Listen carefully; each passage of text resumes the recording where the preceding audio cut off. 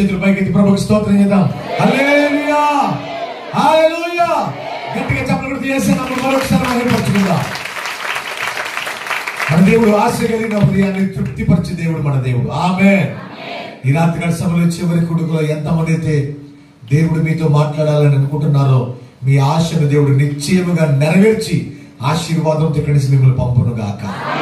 ఆమేన్. సమయాన్ని వృధా చేయక మన మధ్య ఉన్నటువంటి దేవజనులు, దేవుని పరిచయంలో బహుబలంగా వాడబడుతున్నటువంటి అభిషిక్తులు పాస్టర్ కె దినేష్ గారికి ఈ సమయాన్ని అప్పగిస్తున్నాం. యేసయ్య నామమున మహిమపరుస్తూ చప్పట్లు కొడుతూ వారిని ఆహ్వానిద్దాం.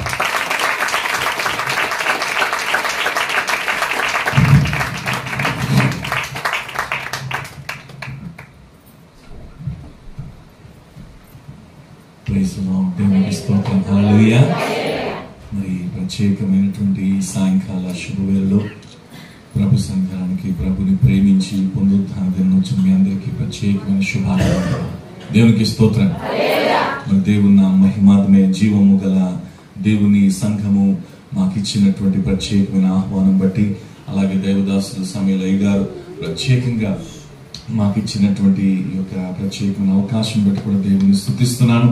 దేవదాసులు, దేవుని యొక్క అభిషిక్తులు, మరి జోసెఫ్ రెడ్డి గారు, అలాగే సారమ్మ గారిని బట్టి కూడా ప్రత్యేకంగా తెలియజేస్తున్నాను. వారిని, వారి కుటుంబాన్ని, మరి జీవము గల దేవుని సంఘమును పరిచయను దేవుడు బహుబలముగా దీవించుదును గాక. దేవునికి స్తోత్రం. ఎంతమంది ఆదివార దినం ఆయన సందులో కూడినందుకు సంతోషంగా ఉన్నారు? ఒకసారి చేద్దాం. ఆమె క్రైస్తలో it's a great blessing. We have been praying. మరి దేవుని సందులో గల్ఫ్ దేశాల్లో మనం ఉంటుండగా ఆదివార ఆరాధనలు అల్పము స్వల్పము, కానీ దేవుడు అద్భుతమైన రీతిలో దేవుడు మనకి తెరిచిన ఈ ద్వారము కొరకు దేవుని స్తుతిస్తున్నాడు. దేవునికి స్తోత్రం. మరి దుబాయ్ దేశంలో ఆదివార దినము మరి సెలవు దినముగా ప్రకటించేశారు. దేవునికి స్తోత్రం. దాన్ని బట్టి మా ఆరాధనలు శుక్రవారం నుంచి మరి ఆదివారము దాకా అయిపోయింది. దేవునికి స్తోత్రం. అంటే ఇక మీదట మేము జుమ్మా టు జుమ్మా కాదు, జుమ్ అని చెప్పి మేమందరం కూడా ఆదివారం కూడుకుంటాం. ఆమె అంటే జుమ్మా టు జుమ్మా అని తెలుసు కదా మీకు. ఆమె. సో కాబట్టి దేవుని సన్నిధిలో మరి అట్టి బలమైన కృపను దేవుడు ఇచ్చినందుకు దేవుడిని స్తోత్రిస్తున్నాం. దేవునికి స్తోత్రం. ఆదివారము ఎందుకు ప్రాముఖ్యము అని అంటే గనక, ఆదివారము యేసుక్రీస్తు ప్రభువు వారు మృతి గెలిచి లేచినటువంటి దినము. దేవునికి స్తోత్రం. పాత నిబంధన ప్రకారముగా చూసుకుంటే మరి వారములో ఆఖరి దినం ఏ దినం అండి? వారంలో ఆఖరి దినం ఏ దినము? సప్త దినం కదండి. వారంలో ఆఖరి దినం ఏ దినం అండి? సప్త దినం కదా. ఏ దినం అది? Very good. శనివారము ఆఖరి దినం, ఆదివారం మొదటి దినము. దేవునికి స్తోత్రం. మొదటి దినంలో దేవుణ్ణి ఆరాధించడం అనేటువంటిది దేవుని యొక్క చిత్తం. దేవునికి స్తోత్రం. అందుకోసమే దేవుడు పునరుద్ధాన దినాన్ని దేవుడు మనకిచ్చాడు. యేసుక్రీస్తు ప్రభువు వారు జుమ్రాత్ రోజున చనిపోయి జుమ్మా రోజున కింద నుండి ఆ యొక్క హప్తా రోజున శనివారం రోజున పైకి లేచి శనివారం దినాన్ని తిరిగి మనకి ఆ యొక్క పాత నిబంధన ప్రకారమే విశ్రాంతి దినంగా ప్రకటించి ఉండవచ్చును. కానీ ఆయన జుమ్మా రోజున చనిపోయారా, జుమ్మరాత్ రోజున చనిపోయాడండి? నాకెందుకండి బాబు, ఊరుకున్న తొత్తమం లేదు, ఊరుకున్నంత సుఖం లేదా?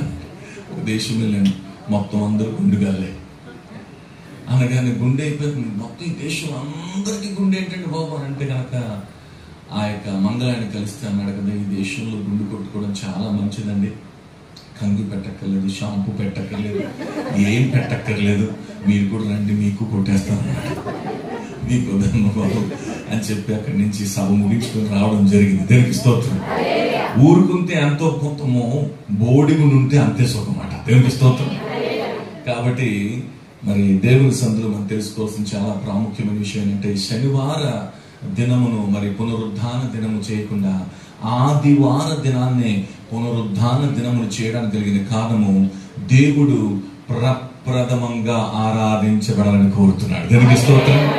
ఆయనకి చెందవలసినటువంటి స్థాయిని, స్థితిని ఏ వ్యక్తులకు, వ్యవస్థకు, విశేషాలకు ఎప్పుడు ఎన్నడు చెందనివుడు. ఆయన రోషము కలిగిన దేవుడు. చెప్తాం. దేవునికి స్తోత్రం. ఆ రోషము కలిగిన దేవుడు మన అందరినీ కూడాను దేవుని సన్నిధిలో అంటే దీనిన్న మరి ఆదివారం తీసుకొచ్చినందుకు దేవుని స్తోత్రిస్తున్నాము. మరి అంతేకాకుండా మరి దేవుని నా మహిమార్థమే ఈ ఆదివార దినమున మనం ఆరాధించడం అంటే అందరికీ సాధ్యమైనటువంటి విషయం కాదు. మీరు అందరూ జుమ్మా రోజున కూడుకుంటారు, మరి ఆదివార దినమున కూడుకోవడం అంత సాధ్యమైన విషయం కాదు. కానీ ఎప్పుడు చేసేలాగా చేస్తే ఎప్పుడు జరిగేలాగా జరుగుతుంది, ఎప్పుడు చెయ్యేలాగా చేస్తే ఎప్పుడు జరగలాగా జరుగుతుంది. ఆమె మన ఆహ్లాదకరమైన అనుభూతి నుంచి బయటకు వచ్చినప్పుడు మాత్రమే అన్ని అభివృద్ధులు సాధ్యపడతాయని వారు ఆమె చెప్దాం. సంఘమును, ప్రాంగణాన్ని, ఈ యొక్క సభలను, సమావేశాలని దైవదాసులకు ఇచ్చినటువంటి స్వాస్థ్యం అంతటిని కూడాను ఈ దినమున దేవుడు దీవించాడు అని అంటే గనక దేవుడు ఆహ్లాదకరమైన స్థితి నుంచి వారు బయటికి వచ్చినప్పుడు మాత్రమే అన్ని అభివృద్ధులను, పురోభివృద్ధులను దేవుడు అనుగ్రహించాడు. దేవునికి స్తోత్రం. దేవుడు కదిలే వారితో కదులుతాడు, వెళ్లే వారితో వెళ్తాడు. కదలకుండా కూర్చుని ఏది చేయకుండా ఉండే వారితో మాత్రం దేవుడు కూర్చోడు. ఈ నోరు ఆమె అనలేదు. దేవునికి స్తోత్రం. అంటే దేవుడు మనము కదలాలి, మెదలాలి, ఆయన కొరకు ఎలాగో ఒకలాగా మన గమనమును మనము గమనించుకొని దేవుని సందులో ముందుకు వెళ్ళాలనేటువంటిది దేవుడు కోరుతున్నాడు. దేవునికి స్తోత్రం. దాని కొరకు దేవుడు ముందుగానే మన కొరకు ప్రవచనాత్మకంగా ఆయన వాగ్దానం ఇచ్చి ఆ వాగ్దానం వైపు మనం చూసుకుంటా వెళ్ళినప్పుడు వాస్తవిక పరిస్థితి వాగ్దానం ముందు బలాదురు చేసి దేవుని సందులో వాగ్దానం ఇచ్చిన దేవుడు ఆ వాగ్దానమై ఉండి వాగ్దానం వైపు చూస్తున్నంత సేపు కూడా ఏమవుతుందంటే వాగ్దానం కానడం మాత్రమే కాదు, దాన్ని కనడానికి కూడా దేవుడు కృపనిస్తాడు. ఏది మనం వీక్షిస్తామో అది మనము కనడానికి శక్తి కలిగి ఉంటుంది. What you gaze most has the ability to give birth to. కాబట్టి ఇదన్నా మనం వీక్షించేది, చూసేది ఏదవుతుందో అదే మనము కనగలము. కాబట్టి మీరు కానలేకపోతే మీరు కనలేరు. ఏమైనా కింద మనకి అర్థమైందా? అంటే చూడలేకపోతే మీరు ఆ కార్యసిద్ధిని కలిగించలేరు. అంటే మీరు చూస్తున్నదే చూస్తా ఉండిపోతే, చూడవలసింది చూడకపోతే గనక మీరు దేవుడు చూపించవలసింది దేవుడు చూపించలేడు. గనక మనం చూస్తున్న దానికన్నా చూడవలసిన దాని మీద మన దృష్టిని సారించదుముగా. దేవుడి అర్చదినాలు అందుకోసమే పరిశుద్ధాత్మను మనుషులందరి మీద కుమ్మరిస్తున్నాడు. అయితే ఈ రాత్రి కాలంలో దేవుడు మనకందరికి ఒక ఉచ్చాటన చేయబోతున్నాడు. ఉచ్చాటన చెప్తాం, మరోసారి చెప్తాం. ఉచ్చాటన అంటే ఏంటంటే ఏంటి? ఇంపార్టేషన్. దేవునికి స్తోత్రం. ఉచ్చాటన ద్వారా ఏం జరుగుతుందంటే చూడండి, దేవుని సందులో చాలా మంది పరిశుద్ధులు, భక్తులు వారందరూ కూడాను వారి జీవితాల్లో మరి దేవుడు రక్షణ అయితే ఉచితంగా ఇచ్చాడు. మీరు ఎవరైనా పే చేశారు రక్షణకి? సాల్వేషన్ లో రావడానికి మీరు ఏమైనా పేమెంట్లు కట్టారా ఏంటి? కట్టలేదు కదా. Free. Salvation is free. Anointing is costly. అభిషేకం ఏంటంటే చాలా ఖర్చు అవుతుంది. దేవునికి స్తోత్రం. అయితే ఈ అభిషేకపు ఖర్చుని ఎలాగో దేవుడు చేయిస్తాడంటే వారికి ఉన్నటువంటి పరిస్థితులు గుండా, ప్రభావాల గుండా, సమస్యలు గుండా వెళ్ళినప్పుడు వారిలోని అభిషేకము అధికమవుతుంది. దేవునికి స్తోత్రం. శోధించబడిన మీద సువర్ణంగా తయారవుతుంది. దేవుడు మనతో మాట్లాడాడు కదా. అయితే ఈ అభిషేకము మనము ఏం చేస్తారంటే దేవుని దాసుల మీద, దేవుని యొక్క భక్తుల మీద, మరి అభిషేక్తుల మీద ఉన్నటువంటి అభిషేకమును మరి అందరికి కూడా అదే ప్రక్రియన అలాగే మేము శోధించబడాలి, బాధించబడాలి, వేధించబడాలి, నలగొట్టబడాలి, అప్పుడే మాకు అభిషేకం వస్తుంది అంటే కనుక దేవుడు ఏం చేస్తారంటే ఎవరైతే భక్తుల ద్వారా, పరిశుద్ధుల ద్వారా, మరి ఆత్మపూర్ణ ద్వారా అట్టి కార్యసిద్ధిని వారికి కలిగించాడో దాన్ని ఉచ్చాటన ద్వారా దేవుడు విడుదల చేయబట్టి ఇప్పుడు దాకా కూడా మనం దాన్ని కోసుకుంటా వేసుకుంటా వచ్చి దేవుని సందులో అలనాడు అపోస్తులు పడినటువంటి బాధలు, వేదనలు మనం పడకుండా సుఖమును అనుభవిస్తున్నాం. అంటే ఇదైనా ఉచ్చాటన ద్వారా ఏమవుతుందంటే మనము దేవుని రాజ్యాన్ని ప్రకటించిన వారుగా ఉంటాం. సర్వసాధారణంగా ఎవరి రాజ్యాన్ని వారు కట్టుకునే ప్రక్రియలో ఉన్నప్పుడు దేవుడు దేవుని ఆత్మ చేత దేవుని రాజ్య సంబంధులుగా వాడబడుతున్న వారు, పిలువబడిన వారిని మాత్రమే ఉచ్చాటన కొరకు దేవుడు వాడుకుంటా ఉన్నాడు. దీనికి స్తోత్రం. మరి దేవుడు నా మహిమాది రాత్రికాల సమయంలో దేవుడు ఉచ్చాటన చేయబోతున్నాడు. ఆ ఉచ్చాటన దేని గురించి చేయబోతున్నాడంటే విధేయత గురించి చేయబోతున్నాడు. ఒబీడియన్స్. దేవునికి స్తోత్రం. ఇరాక్ దేశంలో బాగ్దాద్ నగరంలో మాకు ఒక సంఘం ఉండేది. ఒక దినాన ఇలాగే ప్రసంగం చేస్తూ ఉంటే ఉత్తరం వచ్చింది. మాకు మెసెంజర్ తీసుకొచ్చే మెసెంజర్ 2 గంటల లేటుగా తీసుకొచ్చాడు. 2 గంటలు లేటుగా తీసుకొచ్చిన ఆయన ఆ మెసేజ్ ఏంటా అని చెప్పి సడన్ గా నేను మెసేజ్ ఇస్తా ఉంటే, వర్తమానం ఇస్తుంటే మధ్యలో వచ్చింది. ఏంటా అని చూశాను. చూసిన తర్వాత అందరూ బెత్తరపై చూస్తున్నాడు, ఏదో వచ్చింది చెప్తాడు అని చెప్పి సభ అందరికీ చెప్పాను. వాళ్ళందరూ ఇలా కోళ్ళు. వాళ్ళందరికీ అన్నాను, మరి మీకు శుభవార్త ఉంది, దుర్వార్త ఉంది, ఏది కావాలన్నాను. దేవుని స్తోత్రం. మీకు ఏది కావాలండి? దేవుని స్తోత్రం. శుభవార్త కావాలి. దుర్వార్తకి ఏమీ అక్కర్లేదు. దుర్వార్త ఆటోమేటిక్గా స్ప్రెడ్ అయిపోతుంది కదా. అయితే వారంలో నాకు తెలుసు పాస్టర్ గారు మీకేదో వచ్చింది, ఆ దుర్వార్తే మాకు చెప్పండి అన్నారు. మీరు శుభవార్త చెప్పమన్నారు, మీకు శుభం కలుగుతుంది కాక. కానీ వారు ఏమడిగారండి? దుర్వార్త ఏదో చెప్పండి. దుర్వార్తే. మరి ఇక్కడ అల్ఖైదా వారు మరి మనకందరికి నోటీస్ పంపించారండి. వరాసుగా ఉన్నటువంటి సంఘాలన్నింటినీ వారు బాంబు పెట్టి పేరు చేయబోతున్నారట. అనగానే వారు దేవుని వాక్ కన్నా ఆ యొక్క ఉగ్రవాద సంస్థ యొక్క వాక్కులు బలంగా నమ్ముతాయి. అప్పటికే వారు చాలా పాటలు పడిపోయి, తూట్లు పడిపోయి, బాంబులు పడిపోయి, బాధలు పడిపోయి ఉన్నారు కనుక, అమ్మ బాబోయ్ వెంటనే వాళ్ళు అన్నారంటే చేసేస్తారండి అని చెప్పి అన్న వెంటనే కూడాను పారిపోం అన్నారు. అనగానే కూడాను నేనన్నాను, మీరు వారు చెప్పింది విన్నారు, దేవుడు చెప్పింది వినరా అన్నాను. సాధారణంగా దుర్వార్త ముందు సువార్త అంత సొగసుగా కనిపించదు కనుకనే సేవకులు మనమేమో ఈ సువిశేష సువార్తను చాటించడం కొరకు చాలా ప్రయాసపడుతున్నాం. దుర్వార్తలాగా సువార్త కూడా ఈజీగా పాకేసి ఉంటే మాకు పాట్లు పడేటువంటి, తూట్లు పడేటువంటి వ్యాధి ఉండేది కాదు. దేవునికి స్తోత్రం. అయితే వారు అన్నారు, చెప్పండి ఇప్పుడు అన్నారు, దేవుడు ఇక్కడే ఉండమంటున్నాడు, ఇక్కడే రక్షిస్తాను అంటున్నాడు. అది వారికి ఎక్కలేదు, మీకు ఎక్కనట్టుగా. అయితే వెంటనే కూడా వాళ్ళు అన్నారు, లేదు వాళ్ళు వేసేస్తారు అని అనగానే వాక్యం చెప్పడం ఆపేసి ఆరాధన చేయడం మొదలు పెట్టారు. అక్షరము చంపును. దేవునికి స్తోత్రం.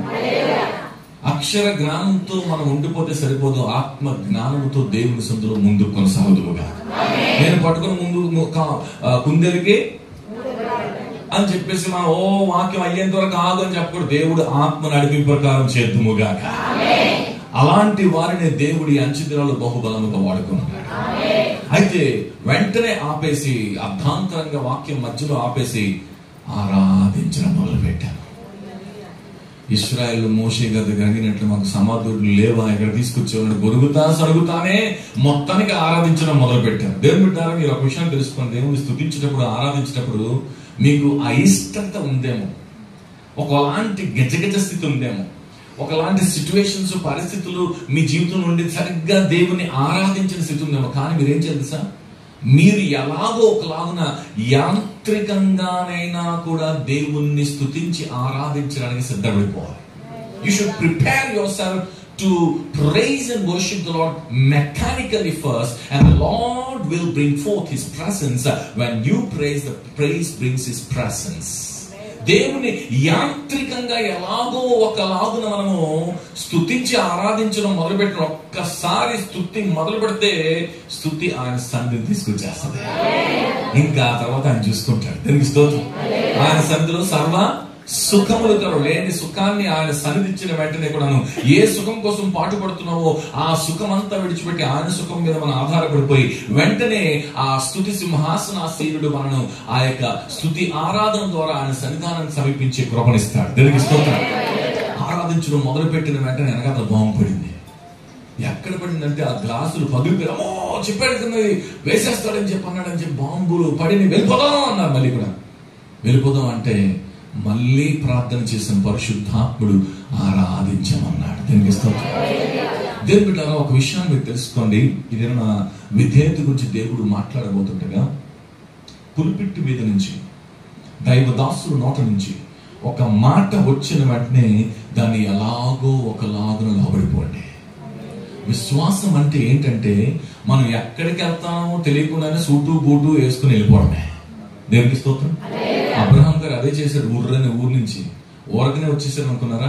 ఎక్కడికి వెళ్తామో తెలీదు, ఏ దేవుడో తెలీదు, కానీ దేవుని సన్నిధిలో దేవుడు పిలిచాడని చెప్పేసి వెంటనే ఉరుక్కుంటా వచ్చేసాడు. దేవునికి స్తోత్రం.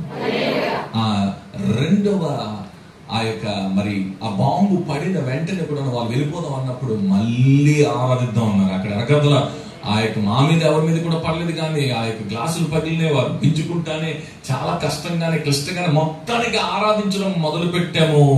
రెండవ బాంబు పడింది. ఎక్కడ పడిందంటే వారు ఇరాకీయులు గనక వారికి తెలుసు గనక ఎగ్జిట్ నుంచి వెళ్ళిపోదాం ఎలాగన్నారు, ఎక్కడి నుంచి వెళ్ళిపోదాం అన్నారు, అక్కడే వేసారు బాంబు. దేవునికి స్తోత్రం. ఇప్పుడు వారి మాట వింటే మేమందరము భస్మమైపోదాము, బూడిదైపోదాము. దేవునికి స్తోత్రం. దేవుని ఆత్మ మాట విని ఆగిపోవడము ద్వారా ఈ దినం వరకు కూడా పదిలపరచబడ్డారు. దేవునికి స్తోత్రం. ఎందుకు ఈ విషయాన్ని సర్విస్తుందంటే విధేయత.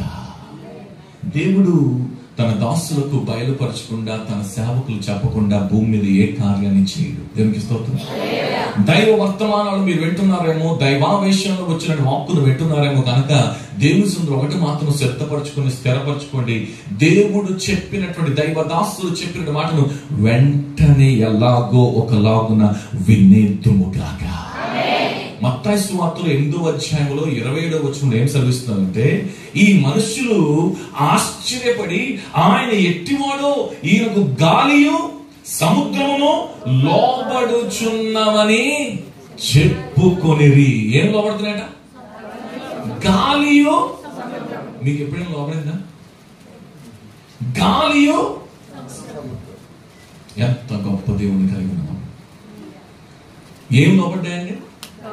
గాలియు సముద్రాన్ని కూడా దేవుడు లోపరుచుకున్నటువంటి వాడు మానవునిగా మన కొరకు సమస్త సృష్టిని సృష్టించి, సృష్టిలో ఆఖరిగా సృష్టించబడిన వాడు మానవుడైతే, మానవుడు దేవునికి లోబడాలని చెప్పి దేవుడు కోరుతున్నాడు. దేవునికి స్తోత్రం.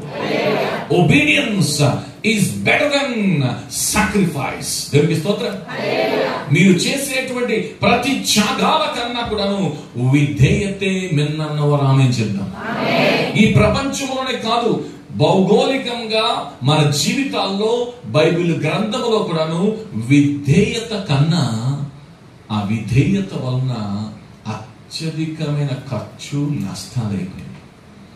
Disobedience costed more than the obedience. మనం విధేయులవుతున్నాం, మంచిదే. ఒక్క చోట ఎక్కడైనా అవిధేయత వస్తే గనక అవక తవకలైపోయి అది చాలా వ్యాయ ప్రయాసలకు కారణమైపోయింది. ఇక్కడ దేవుడు గాలిని సముద్రాన్ని లోపరుచుకున్నాడు. అవి లోబడిపోతున్నాయి. దేవునికి స్తోత్రం. ఇదన్న మీరందరూ కూడాను దేవుని ప్రతి మాటకు లోబడిపోతురుగాక.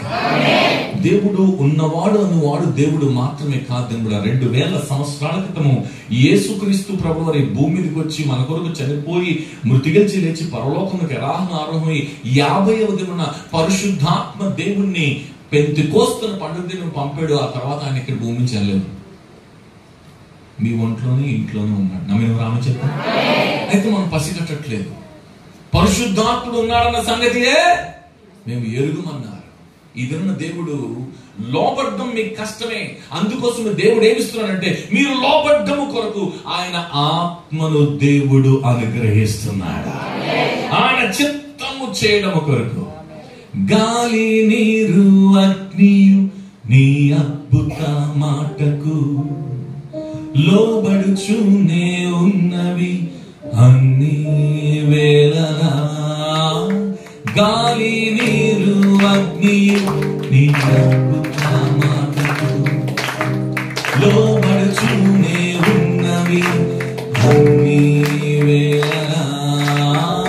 ఆరాధన యేసు నీకే,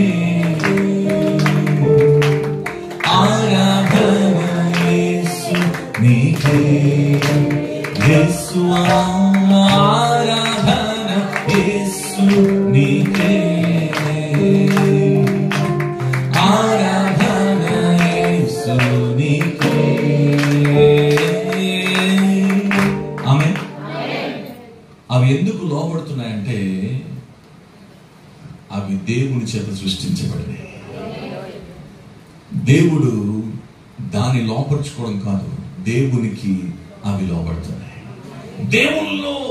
దేవుని సృష్టిలో అత్యున్నతమైన మనకు ఆ విధేయత కావాలని చెప్పి దేవుడు కోరుతున్నాడు. దేవునికి స్తోత్రం.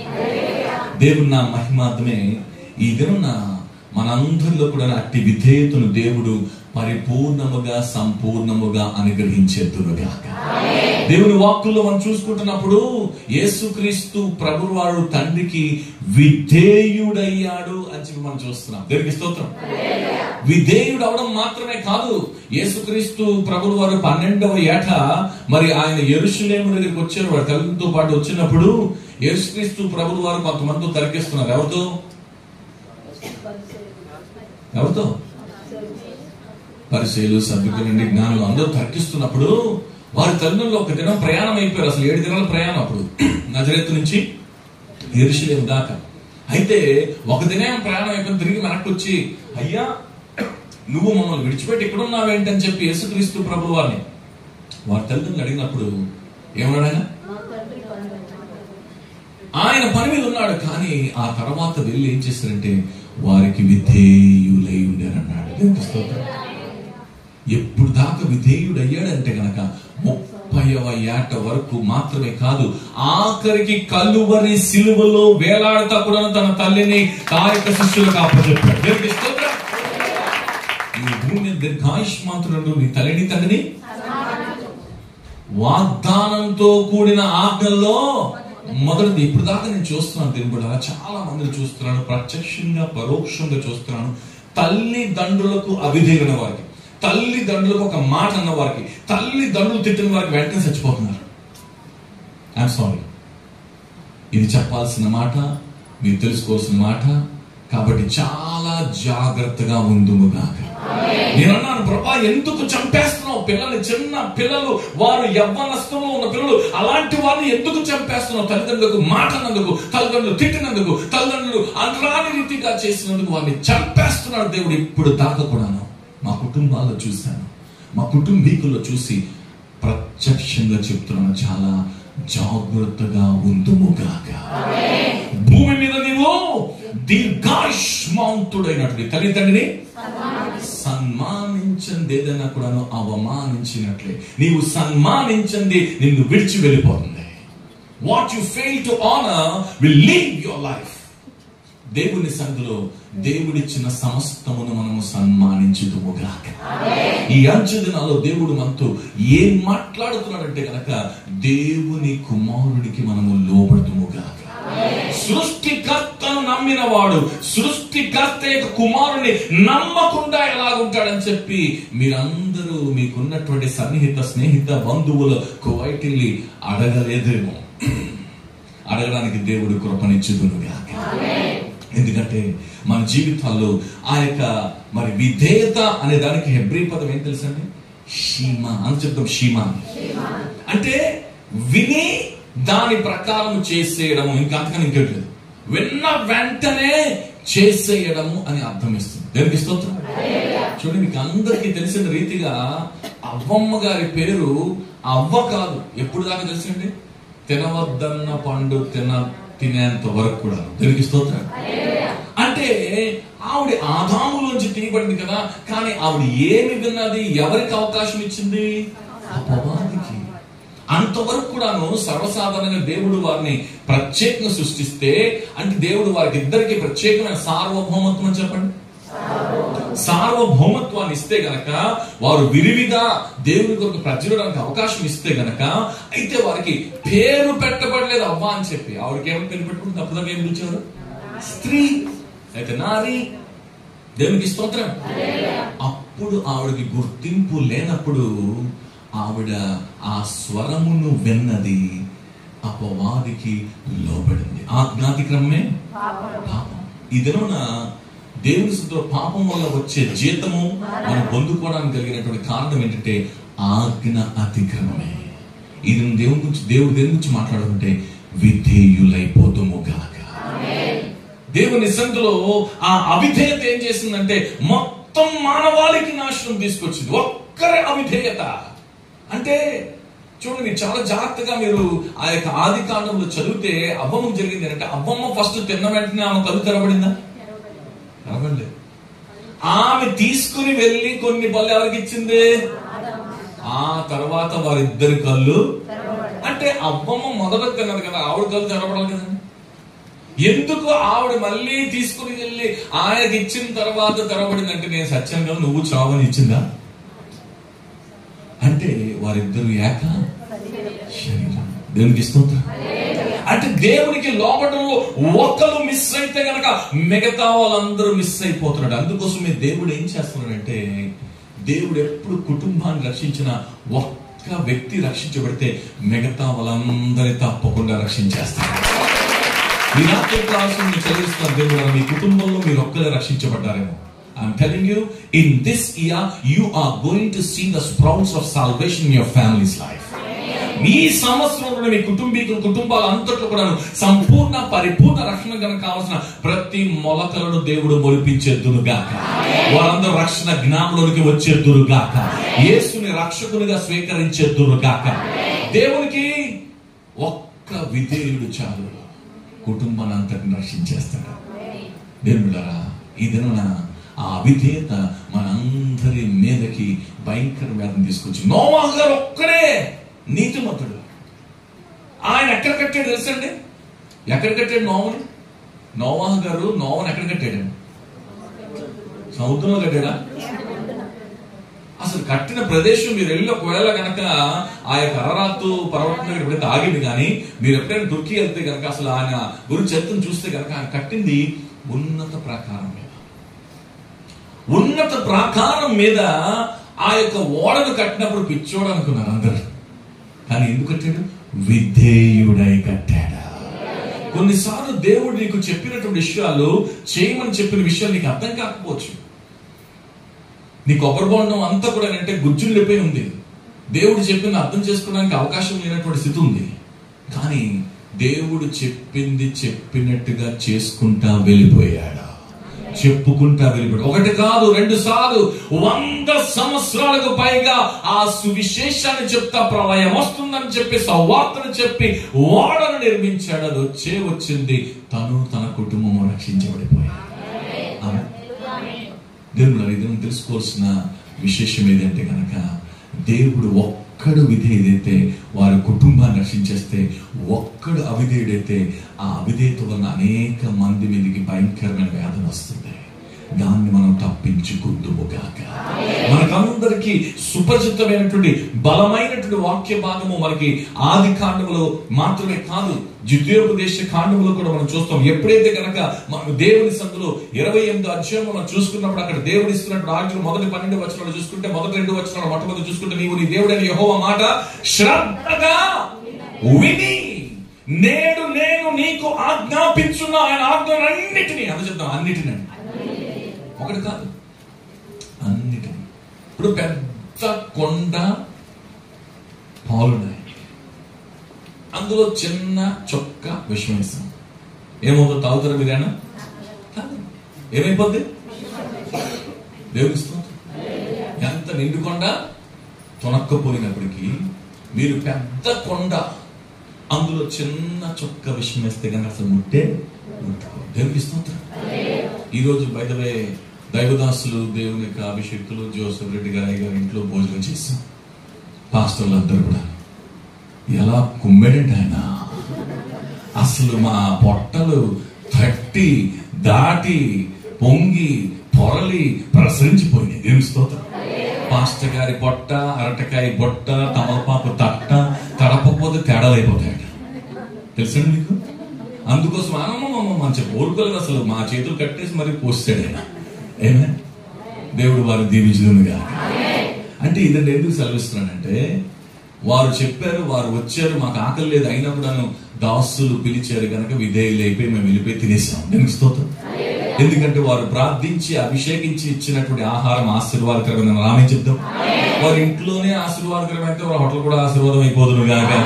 వారు పెట్టినటువంటి ప్రతి స్థలంలో అటు ఆశీర్వాదం వచ్చేదురు గాక. మీరు కూడా వెళ్ళి తినేద్దురు గాక.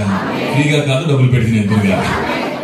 ఆమె అయితే దేవుడు ఏమంటున్నాడు, నీవు నీ దేవుడని యెహోవా మాట శ్రద్ధగా విని నేడు నేను నీకు ఆజ్ఞాపించిన ఆజ్ఞలన్నిటినీ అనుసరించి నడుచుకొని నీ దేవుడిని యెహోవా భూమి మీద ఉన్న సమస్త జనుల కంటే నిన్ను హెచ్చించును.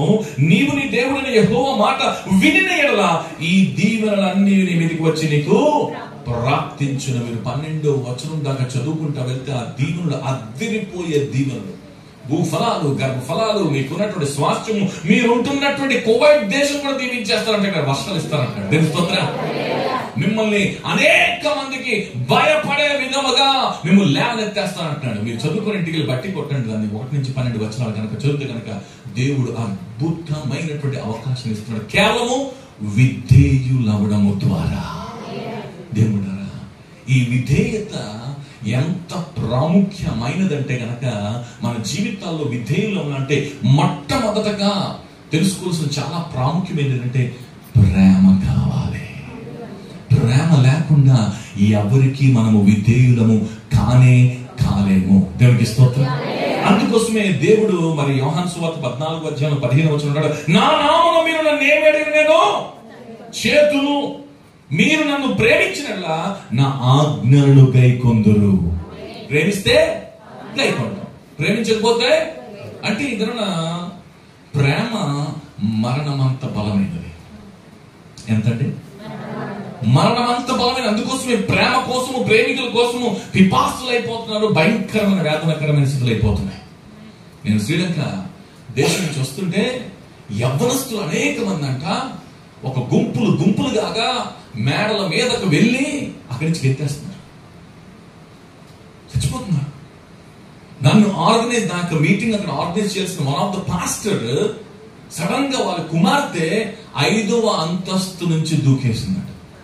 పడిపోయిందంట. దేవునికి స్తోత్రం.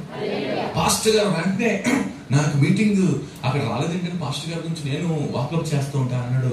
మా అమ్మాయి గారు పడిపోయిందండి అనగానే వెంటనే ఫోన్ చేసి ఆయన కొంచెం ప్రార్థన చేయడంగానే దేవుడు చూపిస్తున్నాడు. ఆవిడ 1వ అంతస్తు దగ్గరకు వచ్చేసరికి దోత పట్టుకున్నాడు.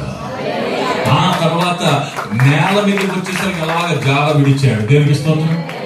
ఆ తర్వాత ఆవిడ 5వ అంతస్తు నుంచి పడినటువంటి ఆవిడ హాస్పిటల్లోకి వెళ్ళినటువంటి ఆవిడ సాయంత్రం కల్లా నడుచుకుంటా వచ్చేసింది. మీరు మాత్రం అలా ట్రై చేయొద్దే, దేవుడు ఉన్నాడు కదా అని చెప్పి దేవుడికి విధేయులు అయిపోండి. మనం పైకి ఎగరాలి కానీ పైనుంచి కింద పడకూడదు. ఏమే అయితే దేవుని సన్నిధిలో ఎందుకు ఈ మాట చదివిస్తానంటే ప్రేమ మరణమంత బలమైంది. ఇందుకు ఎవరితో సరా అని అంటే కనుక ఈ తోపులాట్లు ఎక్కువైపోయినాయి అంట. ఈ తోపులాట్లలో తోసుకుంటా అటు రీతిగా మొత్తం శ్రీలంక దేశం అంతా ఇది ఒక హవాలాగా నడుస్తూ ఉంది. అయితే ఎందుకు దేవుడు ఇది దాన్ని గుర్తు చేస్తానంటే ప్రేమ మరణమంతా. మన కొరకు యేసుక్రీస్తు ప్రభువు వారు శిలువ మీద చనిపోయాడు. ఎందుకంటే మనను ప్రేమించాడు గనక. ఆ ప్రేమ మరణమంత బలమైంది కనుక తన స్నేహితుడు తన వారి కొరకు ప్రాణం పెడుతున్నాడు. ఆయన ఒకే ఒక స్నేహితుడు. దేవునికి స్తోత్రం. ఆయన మన కొరకు పెట్టిన ప్రాణం ద్వారా మన ప్రాణము ఎంతవరకు పదిలపరచబడింది. మీరు కరోనా లెక్కల్లో కాకుండా కరుణ లెక్కల్లో ఉన్నారు. దేవునికి స్తోత్రం. అయితే మీరు నన్ను ప్రేమించిన నా ఆజ్ఞలు గైకొందురు, నేను తండ్రిని వేడుకొందును, మీ యొద్ద ఎల్లప్పుడూ ఉంటకి ఆయన వేరొక ఆదరణకర్తనగా సత్యస్వరూపేపు ఆత్మను మీకు అనుగ్రహించు. అంటే ఇదన దేవుణ్ణి ప్రేమించడం ద్వారా దేవుని ప్రేమ పరిశుద్ధాత్మ ద్వారా మన హృదయాల్లో కుమ్మరించబడుతుంది. విధేయతలు అవడానికి ఒక మెట్టును మీకు సర్విస్తుంది. మరి రాత్రి కాల్సింది తెలుసుకున్న వెంటనే మీ జీవితంలో ఆ విధేయత నుంచి మీరు బయటకు వచ్చి విధేయులైపోదురు గాక. చాలా సున్యాసం. దేవునితో డీల్ చేయడము చాలా సున్యాసం అండి. మనుషులతో మనతో డీల్ చేయడం చాలా కష్టం. ఏ నోరు ఆమె నాలేదు, అంతే కదండి. ఒక్క వారం మాట్లాడద్దు, కూడి పెట్టరు మనకి, సరిగ్గా మాట పెట్టరు మనకి కదండి. ఒక్క వారం అంటే ఒక్క రోజు సరిగ్గా మెసేజ్ ఇవ్వకపోతే, ఒక్క రోజు సరిగ్గా పలకరించకపోతే ఇంకా ఫినిష్. కానీ మనం వారాలు దేవునితో మాట్లాడకపోయినా, బైబిల్ చదవకపోయినా, ప్రార్థన చేయకపోయినా మనకి సమస్తాన్ని దేవుడు దయచేస్తాడు. అంటే all relationship in this world are not stable or variable. Only relationship with the Lord is stable. అదొక్కటే ఎప్పుడు నిలబడి నిన్న నేడు నిరంతరం ఏకరీతిగా. His love is unconditional. Every other love has a condition, but His love is unconditional. దేవునికి స్తోత్రం. అందుకోసమే ఆయన మనల్ని ప్రేమించాడు మొదటగా. దేవునికి స్తోత్రం. మనం ప్రేమించడం కాదు. మీరు తెలుసుకోవాల్సిన చాలా ప్రాముఖ్యమైన, నేను దేవుని ప్రేమించలేకపోతున్నాను, దేవుని సేవించలేకపోతున్నాను అంటే, దేవుని సేవించాలనుకున్నవారు దేవుని ప్రేమించాలి, మంచిది. అయితే మొట్టమొదటిగా దేవుణ్ణి ప్రేమించాలనుకున్నవారు ఏం చేయాలంటే దేవుణ్ణి ప్రేమించనీయాలి. దేవుణ్ణి ప్రేమించనీయకుండా మీరు ఉంటే గనక దేవుని ప్రేమ మీలోనికి రాదు. ప్రేమ 1 వేయా 2 వేయా? ఏ వేయో మాకు తెలియదు. మాకు తెలిసింది ఒకటే, 2 వే కదండి. ప్రేమిస్తే ప్రేమించాలి. దేవుడు ప్రేమిస్తున్నాడు. యోహాను సువార్త 3:16 దేవుడు ఎంతో, లోకం అంటే మతి కాదు, లోకం అంటే మనమే అని నేను అన్నా. దేవునికి స్తోత్రం. అంటే ఎవరు ప్రేమించాడు? మనల్ని ప్రేమించాలని కుమారుడు ఇచ్చాడు. అంటే ఇప్పుడు ఆయన ప్రేమించాడు కానీ మనం ఏం చేయాలా? ప్రేమించాలా. 2 వే. దేవునికి స్తోత్రం.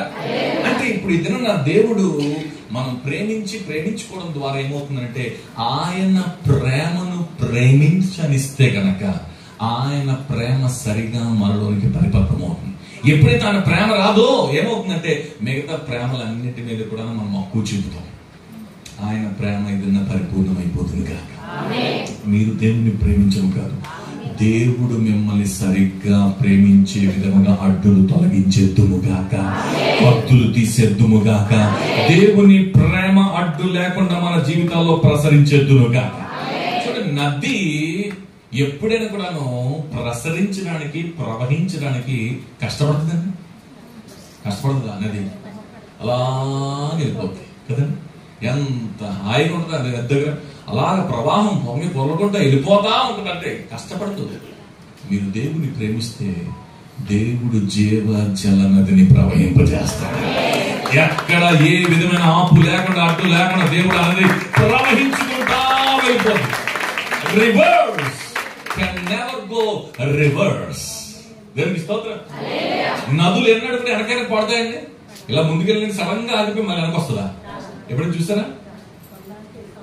అది గోదావరి అవదు, రాధారు అయిపోతుంది కదండి. కాబట్టి నదులు ఎప్పుడైనా కూడాను ప్రవాహము ఒకే వైపు ప్రసరిస్తూ ఉంటాయి. ఆఖరికి నదులన్నీ కలిపి ఎక్కడికి వెళ్తాయండి? ఈ దినం ఏ దారైనా. అయితే ఈ దినం దేవుడు ఏం సెలవిస్తున్నాడంటే దేవుని సన్నిధిలో మనము దేవుణ్ణి ప్రేమిస్తే దేవుడి ప్రేమ ప్రసరించి మిగతా ఆ యొక్క పనికిరాని ప్రేమలన్నిటి ప్రక్షాళన చేసి, ఒకవేళ ఎక్కడైనా ఎవరైనా ఏ విధంగా ప్రేమించాలనుకున్నా కూడా దేవునికి అగాపే ప్రేమతో ప్రేమించడానికి దేవుడు కృపణిస్తాడు. విధేయత అంటే దేవుని సన్నిధిలో ప్రేమపూర్వకంగా ఉంటది. Obedience is act of love. ప్రేమ లేకుండా మనము విధేయులము కాలేము. దేవునికి స్తోత్రం. ఇది దేవుడు దేవుణ్ణి సేవకులు అని చెప్పి పిలవబడుతున్న మనము దేవుని సన్నిధిలో చాలా జాగ్రత్తగా తేవలసిన చాలా ప్రాముఖ్యమైన విషయం ఏంటంటే సేవ కన్నా ప్రేమ చేద్దుముగాక. ఒకవేళ కనుక దేవుడు ప్రేమించిన రీతిగా ఈ లోకమును మాత్రమే కాదు, మన వారిని మాత్రమే కాదు, సర్వ లోకములకు వెళ్ళి సర్వ సృష్టికి ఎలా ప్రకటించగలమంటే కనుక దేవుని ప్రేమ ద్వారా మాత్రమే సాధ్యం. నేను ప్రపంచం అంతట్లో దేవుడు సేవ చేయడానికి దేవుడు కృపణించి దేవుని నా మహిమాలు చెప్తున్నాను. దేవునికి స్తోత్రం. మన దేశంలో ఒక దేశానికి వెళ్తే తెలిసి వచ్చింది ఏంటంటే వాళ్ళన్ని దేశాలు వెళ్ళి స్టాంపులు అయితే 117 దేశాలు వచ్చినాయి. దేవునికి స్తోత్రం. ఎన్ని దేశాలు తిరిగిన దేవుడు అడుగుతాడు, ఎంతమంది రక్షించామని దేవుడు అడుగుతాడు. ఆమె అయితే దేవుడు వాళ్ళెవ్వరు కూడాను అక్కడ ఉన్నటువంటి దేశాల్లో చిరు ద్వీపాలు మరి ఆ యొక్క ఎన్నడూ ఎప్పుడు కూడా తెలుగు వారు లేరు కదా, ఇండియన్స్ కూడా ఎన్నడూ లేనటువంటి దేశాలు అనేకమైన ఉన్నాయి. దేవునికి స్తోత్రం. అంటే మన దేశస్తులు కాదు, మన వారు కాదు, అక్కడికి వెళ్ళడానికి చాలా ఖర్చు, చాలా ప్రయాస మనము ఖర్చు పెట్టుకోవాలి, మనము వెళ్ళాలి, మనము సువార్త చేసుకోవాలి, అన్ని వ్యాయ ప్రయాసాలు మనమే పెట్టుకోవాలి. వారు ఏం పెట్టరు, వారు ఏం ఎవరు. దేవునికి స్తోత్రం. వారి కోసం వెళ్ళాలని అంటే గనక దేవుణ్ణి ప్రేమించే గనక దేవుని సువార్తను చెప్పడం కోసం వెళ్ళాలి. దేవునికి స్తోత్రం. నాకేం ఇస్తావు, నాకేం వస్తుందని చెప్పి వెళ్ళుకుంటే కనుక సువార్త వెళ్ళలేదండి, వెళ్ళదు కాదు. ఈ దినాన్ని దేవుని సన్నిధిలో మనం తెలుసుకోవాల్సిన చాలా ప్రాముఖ్యమైన విషయం, దేవుడు మనకు అనేకమైన వాటిని ఉచితముగా ఇస్తున్నాడు. ఉచితముగా ఇచ్చాడు కనుక ఉచితముగా మనం దాన్ని అందించుదుముగాక. నిస్వార్థముగా దాన్ని మనం దేవుని సందులో దేవుని నా మహిమార్థమై దేవుని కొరకు అది అప్పచెప్పుదుముగాక. చూడండి, యేసుక్రీస్తు ప్రభువు వారి గురించి ఫిలిప్పీ పత్రిక 2వ అధ్యాయం 8వ వచనం ఏం సెలవిస్తుందంటే, మరియు ఆయన ఆకారమందు మనుష్యుడిగా కనబడి మరణము పొందినంతగా, అనగా శిలువ మరణం పొందినంతగా విధేయత చూపిన వాడే తన్ను తాను తగ్గించు ఏం చూపాడంట? శిలువ మరణము పొందునంతగా విధేయత చూపాడు. దేవునికి స్తోత్రం. శిలువ క్రైస్తవ్యానికి విలువను తీసుకొచ్చింది. మనం సిలువ వేసుకోవడం కాదు, సిలువను మోసుకోవాలని చెప్పి దేవుడు కోరుతున్నాడు. దేవునికి స్తోత్రం. ఒక దినాన ఒక అతను ఒక దేశంలో ప్రార్థనకు వచ్చాడు. ప్రార్థనకు వచ్చి పెద్ద సిలువ ఉంది. ప్రార్థనకు వస్తే నేను అతనిలో దయ్యాన్ని చూశాను. సిలువ వేసుకొచ్చాడు, అతను దయ్యం ఏంటి అనుకున్నాను అందరూ కూడా. నేను నీలోంచి ఆ సిలువ వేసినప్పటి నుంచి సంఘం రావడం మానేశాడట, బైబిల్ చదవడం మానేశాడట, మిగతా అడ్డమైనటువంటి అనవసరమైన అలవాట్లను చేసుకోవడం వల్ల సిలువ వేసుకుంటాడు. ఎప్పుడు చేయండి, సిలువ వేసుకుంటాడు. ఇదేంటి వింటారు, సిలువ వేసుకుంటే కనుక యేసుప్రభు వేసుకున్నట్టే కదా అని చెప్పి వాళ్ళందరూ కుటుంబీకులు అడుగుతుంటే కనుక నేనున్నాను కదా, ఆ సిలువ తీసేయాను అన్నాడు. చాలా రోషంతో పౌరుషంతో, నువ్వేంటి పాస్టర్ సిలువ తీసేయమంటావా అన్నాడు. అన్నాడు. అన్న వెంటనే కూడా ఒక చిన్న ప్రార్థన చేశాను, తీసేయాను. ఎందుకంటే లాభంగా బూత్ బాపంసే నేమంత అంటే ఏంటంటే, తన్నులు తన్నాల్సిన దయ్యం మాటలతో కుదరుతుంది, దాన్ని తన్నే తన్నాలి. ఎలాగా ఉడేస్తామంటే కాదు, ఆత్మతో, అధికారంతో. దేవుని స్తోత్రం. ప్రార్థన చేసిన వెంటనే ఆ సిలువ తీశాడు. ఆ సిలువ ఎలాగుందంటే, ఆ లోపల ఇప్పితే అందులో ఒక తాబీజు వచ్చింది. ఆ తాబీజులో ఒక చుట్టా వచ్చింది. ఎవరయ్యా ఇది ఇచ్చారంటే, నాకు మనసు బాగుండాలని చెప్పి ఒక దర్గాకి వెళ్తే అక్కడ ఉన్న దర్గా ఆయన నువ్వు క్రైస్తవుడు కదా అని చెప్పి ఒక సిలువేసి అందులో తాబీజు ఎట్టేటాడు. అప్పటి నుంచి అది ఉండోడిపోయింది. దేవుని స్తోత్రం. నువ్వు అక్కడికి ఇక్కడికి వెళ్ళాల్సిన పని, దేవునికి విధేయుడు అయితే దేవుడే నీ జీవితంలో కార్యం చేస్తాడు. దేవుని స్తోత్రం. సకల ఆశీర్వాదానికి కారణభూతుడు, ఆయనలో గుప్తమైన అన్ని కూడా ఉన్నాయి కనుక దేవుని సందులో వాడికి నువ్వు అన్నా కూడా ఇవ్వడానికి దేవుడు సిద్ధంగా ఉంటే కనుక అక్కడిక్కడికి వెళ్ళడానికి ఏంటి? దేవుని స్తోత్రం. అంటే సిలువ వేసుకున్నంత మాత్రాన మన జీవితాల్లో మనం క్రైస్తవులు అయిపోయినట్టు కాదు. సిలువను మోద్దుముగాక. దినదినము చనిపోవచ్చున్నాను, యేసుక్రీస్తు బ్రతుకుచున్నాను. దినదినము చనిపోవచ్చున్నాను,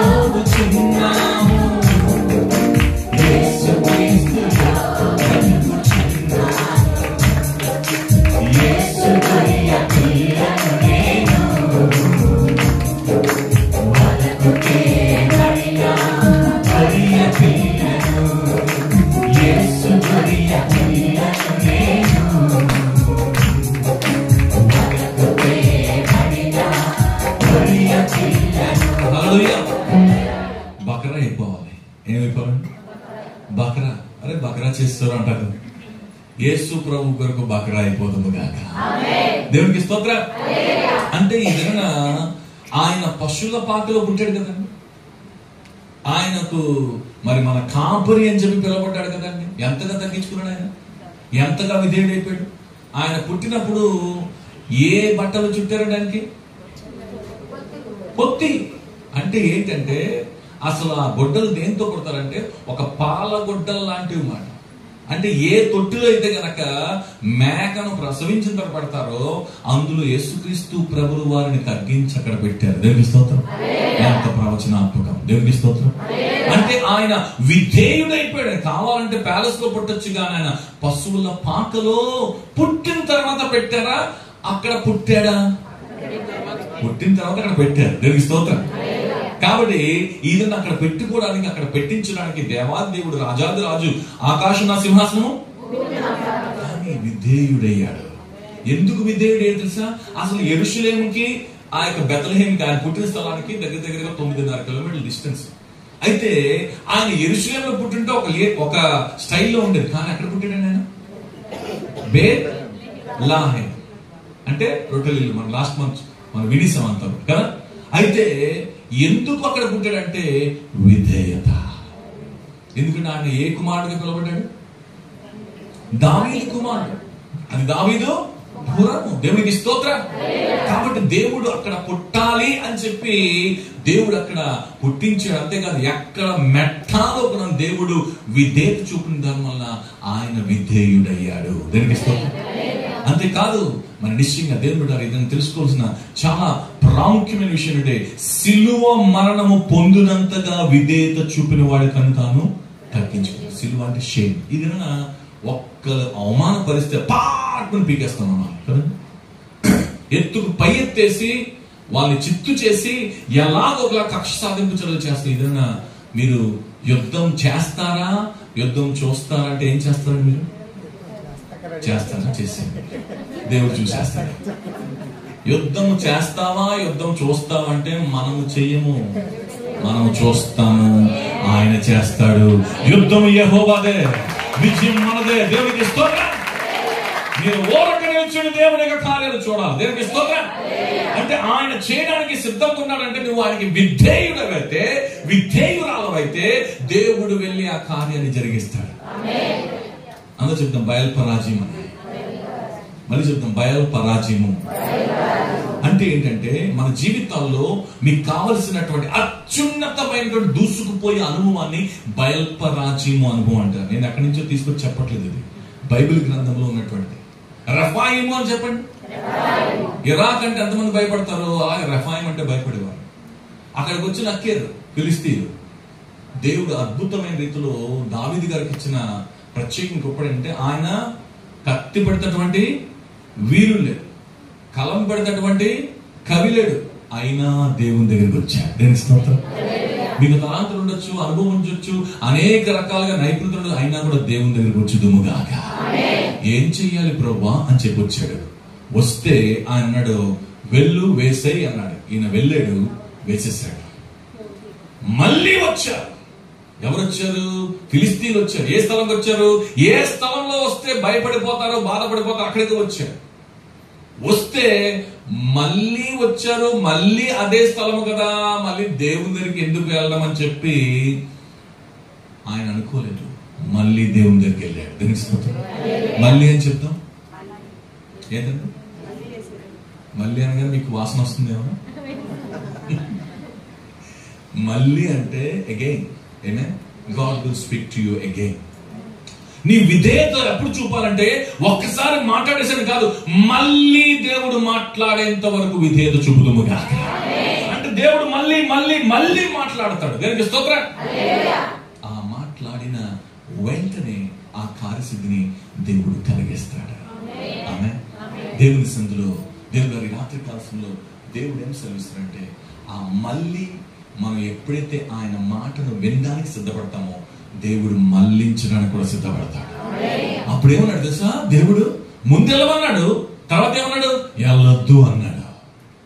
వెళ్ళొద్దు అని చెప్పి ఏమన్నాడంటే నీవు ఎప్పుడైతే గనక ఆ ఆకుల చప్పుడు వింటావో అప్పుడు మీదపడుగా నీ కొరకు నీ ముందుగా యెహోవా వెళ్ళి నీ పక్షాన యుద్ధము చేసి జయం ఇస్తా అన్నాడు. దేవునికి స్తోత్రం. అంటే కొన్నిసార్లు మనం అనుకుంటాం కదా ఆ యొక్క ప్రదేశానికి వెళ్తేనే అవుతుందా అని అంటే గనక కొన్నిసార్లు కొన్ని పనులు ఆ ప్రదేశంలో వెళ్తేనే గానీ అవ్వవు.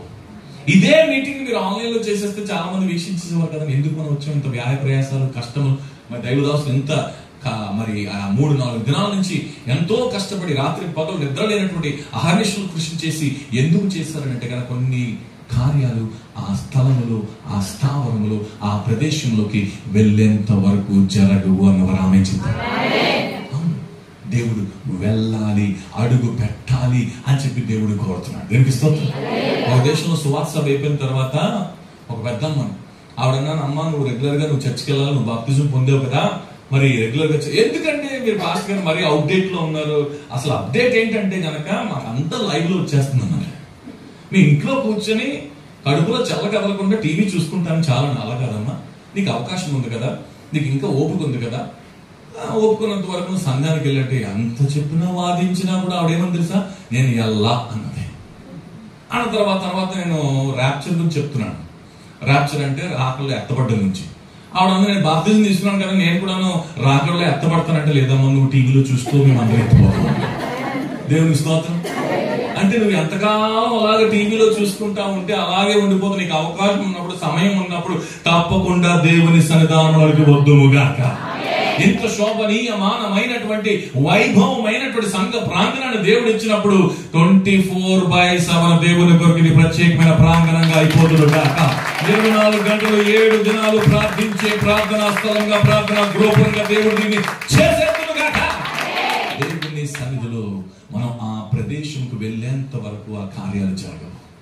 ఇక్కడ భక్తుల ప్రార్థన ద్వారా, పరిశుద్ధుల ప్రార్థన ద్వారా, విజ్ఞాపన ద్వారా ఒక ప్రత్యేకమైన సస్యాన్ని దేవుడు ఏర్పరుస్తున్నాడు. అంతా చెప్తాం సస్యం. ఈ స్థలం నుండి చేయబడుతున్న ప్రార్థన మీద కనుదృష్టి కనుక మీరు తప్పకుండా వచ్చి ప్రార్థించి దేవుని సన్నిధిలో విధేయులై ఇక్కడ నిలబడినప్పుడు ఈ స్థలంలో దేవుడు ఆ అద్భుత కార్యం దేవుడు చేసేస్తాడు.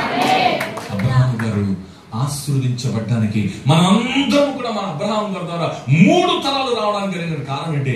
ఆయన యొక్క విధేయత. 22వ ఆది కాండంలో ఆయన విధేయత గురించి మనం విన్నాం. అయితే దేవుని సన్నిధిలో అబ్రహాం గారు ఎలాగైతే ఆ ఫస్ట్ మొదలు నుంచి ఆఖరి దాకా ఎంతగా విధేయుడో ఆ దాని వల్ల ఈ దినం వరకు కూడా తరాలు అన్ని కూడాను అబ్రహామిక్ జనరేషన్ లాగా ఆశీర్వదించబడుతున్నాయి. మీరు దుబాయ్ వస్తే దుబాయ్లో అబ్రహామిక్ కవెనెంట్ 3 భవనాలు కట్టారు అబ్రహాం గారు పిల్లల తరాలని. ఒకటేనంటే సినగాగులు ఎవరుంటారండి? సినగాగులు ఎవరుంటారు? సన్నాయి వాయించే వాళ్ళ, ఓర్లు వాళ్ళ. సినగాగులు ఎవరుంటారండి? సినగాగు అంటే యూదుల మందిరం. దేనికి స్తోత్రం. యూదులు సినగాగులో ఆరాధన చేస్తారు. దేనికి స్తోత్రం. అయితే మసీదులు ఎవరు ఆరాధన చేస్తారు? మనం ఇందులో ఆరాధన చేస్తాం. దేవుని స్తోత్రం. బతికించాలి. ఇక్కడ పక్కన చేయలేదు. ఈ 3టిని పక్కన కట్టి అబ్రహామిక్ కవెనెంట్ అని చెప్పి ఒక ప్రత్యేకమైన భవనాన్ని వారు నిర్మించారు. ఎందుకంటే ఇది అబ్రహాము వంశీయులు అని చెప్పి. దేవునికి స్తోత్రం. అయితే ఇది అబ్రహాము వంశీయులకి దేవుడు ఎంత గొప్పగా ఆశీర్వదిస్తే అసలు శిశులైన వాగ్దానం ఎవరికి ఉంది? ఇస్సాకు అనేది నీ సంతానం అనబడుతుంది. ఇష్మాయేలా, ఇస్సాకా? దేవునికి స్తోత్రం. ఇప్పుడు మీరు ఇస్సాకు వలనైనటువంటి సంతానం మాత్రమే కాదు, ఎవరైతే విశ్వాసం ఉంటారో వారే అసలైనటువంటి అబ్రహాము పిల్లలు. దేవునికి స్తోత్రం. ఎలాగైనా విధేయత చూపడం ద్వారా. దేవునికి స్తోత్రం. ఎవరైతే విశ్వాసంలో విధేయత చూపుతారో అంటే ఆ అరబ్బోళ్ళకి, ఆ కువైటీస్ కి, ఆ యొక్క మరి అరబీ వాళ్ళకి అంత గొప్ప ధనాగారాన్ని దేవుడు ఇస్తే గనక మనకింత ఎంత ఇచ్చేద్దునుగాక. అంటే దేవుని సందులో ఈ అంచెదినాలు ఏం జరగబోతుందంటే మీరు విధేయులైతే గనక దుర్నీతిమంతుల ధనాన్ని నీతిమంతుల తీసుకొస్తాడు, అవిశ్వాసుల ధనాన్ని విశ్వాసుల దగ్గర తీసుకుని వస్తాడు. దేవునికి స్తోత్రం. అంటే మొట్టమొదటిగా మీ ధనము ఏమవ్వాలి అంటే గనక విధేయతలో పాలిభాగస్తులు అవ్వాలి. దేవుని సందులో ఎంత వచ్చినా మనం ఏం చేయాలంటే దేవుని కొరకు నమ్మకముగా నిలబడినప్పుడు, విధేయతలు నిలబడినప్పుడు దేవుడు ఇంకా ఆశీర్వదిస్తాడు. ఎందుకంటే కొంచెంలో నమ్మకం కలిగితే దేవుడు గొప్ప వాటిని మనకిస్తాడు. నమ్మిన రామచంద్ర. కాబట్టి అందుకోసం అబ్రహాం గారిని 22వ అధ్యాయంలో 17వ వచనం, నేను నిన్ను ఆశీర్వదించి ఆకాశ నక్షత్రములను సముద్ర తీరమును ఇసుకలను నీ సంతానం నిశ్చయంగా విస్తరింపజేసినను, నీ సంతానం వారు తమ శత్రువుల గవిని స్వాధీనపరచుకుందరు. నీవు నా మాట విన్నందున భూలోకంలోని జనులన్నిటి నీ సంతానం ఆశ్రయించుకును, నా తోడని ప్రమాణం చేసినని విధేయత వల్ల భూలోకములో జనాలన్నీ ఆశ్రయించబడిపోయినాయి. దేవుని ద్వారా ఈ రాత్రి కాల సమయంలో దేవుని సొంతం మనం చేయవలసింది ఏంటంటే దేవుడు చెప్పిన వెంటనే ఆ కార్యం చేసేద్దుముగాక, విధేయులైపోదుముగాక. పేతురుకి సంఖ్యలు ఉన్నాయి ఫుల్ గా. దోత వచ్చింది. ఏమని దోత? లే అన్నది. లేచిన వెంటనే నవలేస్తాను సంఖ్యలు ఉన్నాయి అన్నాడా? లేచిన వెంటనే ఏం తెలిసింది తెలుసా? సంఖ్యలు పడిపోయినాయి. మనం ఏమో చాలా రీజనింగ్ ఇస్తాం, చాలా లాజికల్ వాడతాం. ఎలాగ లేస్తానయ్యా బాబు, నాకు సంఖ్యలు ఉన్నాయి, నేను రాత్రంతా కూడా ప్రయాసపడ్డాను, రాత్రంతా కూడా కష్టపడ్డాను, ఇప్పుడు లేకమంటే ఎలాగా అని చెప్పి గొనుగులు సన్నిధుల మధ్యలో సన్నిధి రాజు, స్థుతుల మధ్యలో సన్నిధి వస్తుంది. వెంటనే లేచాడు. దోత చెప్పిన వెంటనే లేచిన వెంటనే ఆ సంఖ్యలు పడిపోయినాయి. దేవునికి స్తోత్రం. ఈ రాత్రి కాలంలో దేవుడి సంఖ్యలు తగ్గడబోతున్నాడు. ఎందుకంటే మనం లేకపోతున్నాము. లేచి నిలబడి ప్రార్థన చేసుకుని దేవుని సందులో ఆయన కొరకు విధేయులైపోదుముగాక. ఈ రాత్రి కాలశంలో విధేయత కన్నా అవిధేయత అత్యధికమైనటువంటి ఖర్చు చేసేసింది. దేవుని బిడ్డలారా, ఈ రాత్రి కాలశంలో మనము ఎక్కడ ఎప్పుడు ఏ విధంగా కూడాను అవిధేయులు కాకుందుముగాక. యేసుక్రీస్తు ప్రభుల వారు ఆయన పేతురు దగ్గరికి వస్తున్నారు. ఆయన బోధించిన చాలించిన తర్వాత పేతురు అంటున్నాడు, నీవు నీ దోణను లోతునకు నడిపించు, చేపలు వేటకు వలలు వేయనని యేసుక్రీస్తు ప్రభువు వారు సీమోనుతో చెప్తే, సీమోను అంటాడు, రాత్రంతా మేము ప్రయాసపడ్డాము, మాకేమి దొరకలేదు. ఆయన ఒక మాట అన్నాడు, నీ మాట చొప్పున వలలు వేస్తానన్నాడు. ఈ రాత్రి కాలంలో మీ జీవితం అంతా ప్రయాసపడ్డారు, ఈ 4 దినాలు ప్రయాసపడ్డారు. ఈ రాత్రి కాలంలో అలసిపోకుండా సొలసిపోకుండా ఉదయకాలంలో మహిమోదయ ఆరాధనకు వచ్చి విధేయులమైపోదుముగాక. దేవుని సంతానంలో ఆ మాట చొప్పున ఆ వల వేసిన వెంటనే విస్తారమైనటువంటి చేపలు పడతాయి. రాత్రంతయు శ్రమ పడినా రాలేదు ప్రభు జయము, రహదారులు వెదకినను రాగాయను ప్రతిఫలము. చించుని సిలువ రమణీయ యోగులను రక్తదానము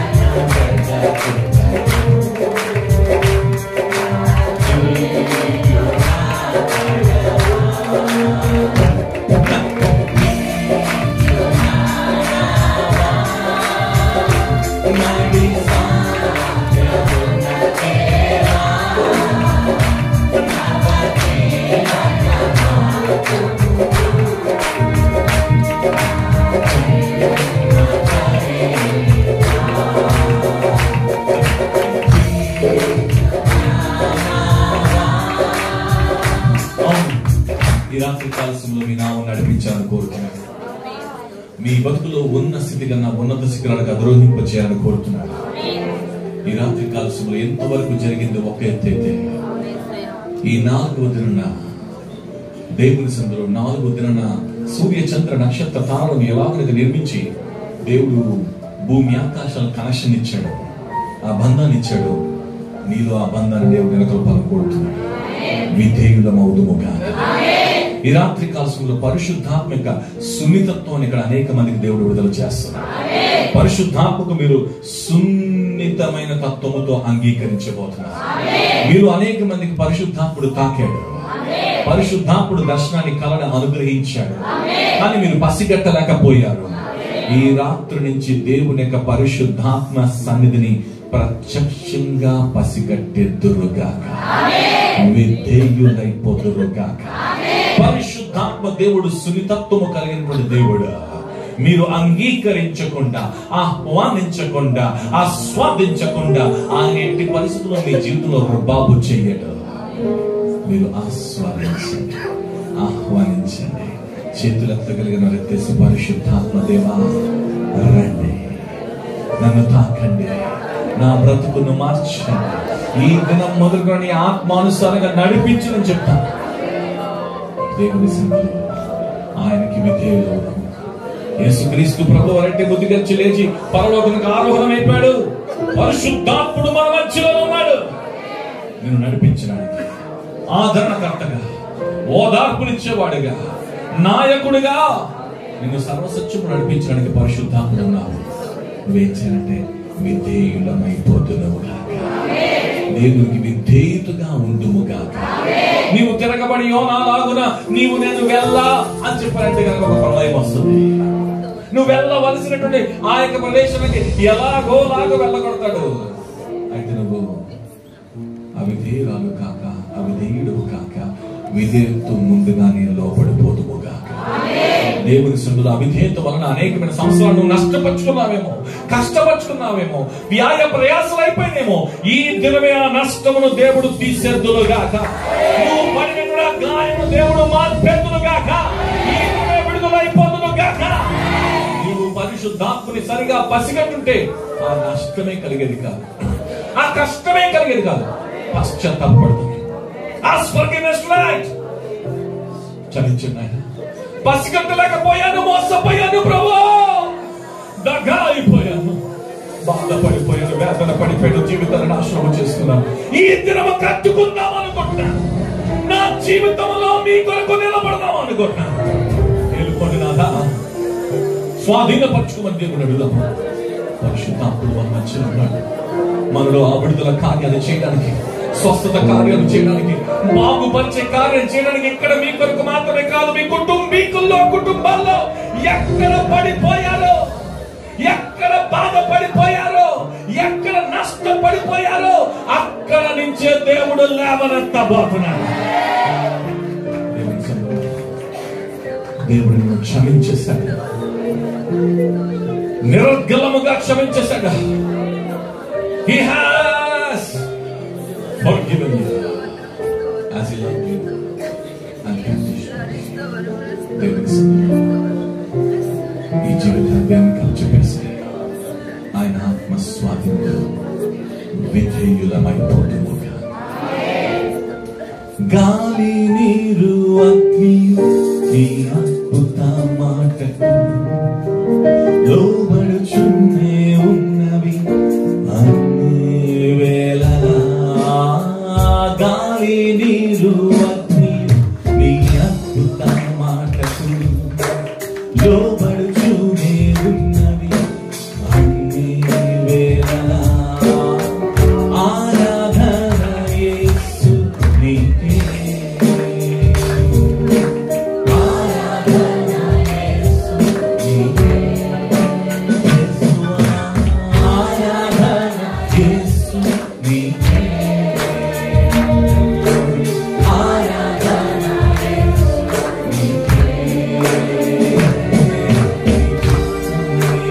చేసేదా నీ మాటలోనే నడిచెదా, నీ వాక్కులోనే నిలిచెదా, వెంబడించెదా.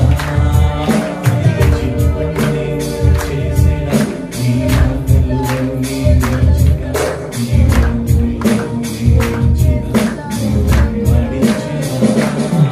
వెంబడించెదా. ఆరాధన యేసు నీకే, ఆరాధన యేసువా, ఆరాధన యేసు నీకే, ఆరాధన యేసు నీకే, ఆరాధన యేసు నీకే, ఆరాధన యేసయ్యా, ఆరాధన యేసు నీకే, ఆరాధన యేసు నీకే, ఆరాధన యేసు నీకే, ఆరాధన యేసు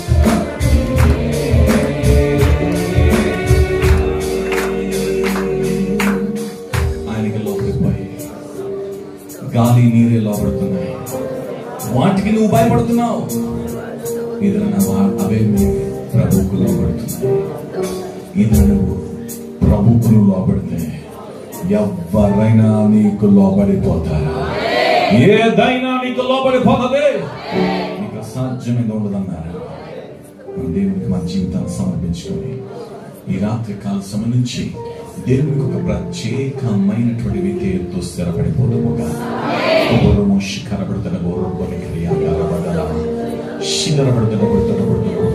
అనేకమైన గాయాలను దేవుడు కడుతున్నాడు. అందరూ స్తోత్రం స్తోత్రం స్తోత్రం స్తోత్రం